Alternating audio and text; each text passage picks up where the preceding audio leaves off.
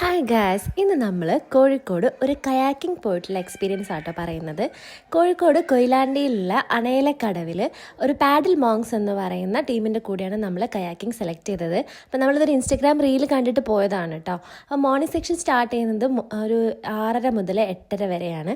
അപ്പോൾ ഇതിൻ്റെ മെയിൻ ആയിട്ടുള്ള ഈ വെള്ള അമ്പലമായിരുന്നു ഇതിൻ്റെ ഹൈലൈറ്റ്. ഇത് കണ്ടിട്ടാണ് ഞങ്ങൾ പോയത്. അപ്പോൾ ഫസ്റ്റ് നമ്മൾ 6:30 ആകുമ്പോഴത്തേക്ക് അവിടെ എത്തിയിട്ടുണ്ട്. അപ്പോൾ അവർ നമുക്ക് ആദ്യം ട്രെയിനിങ് കാര്യങ്ങളൊക്കെ പറഞ്ഞു തരും.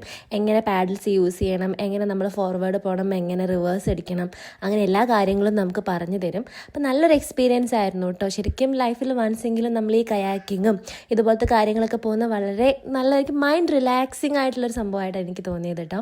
അപ്പോൾ നല്ല എക്സ്പീരിയൻസ് ആയിരുന്നു. കോഴിക്കോടുള്ളവർക്കും അല്ലാത്തവർക്കും എല്ലാവർക്കും ഇത് ചെയ്യാൻ പറ്റും.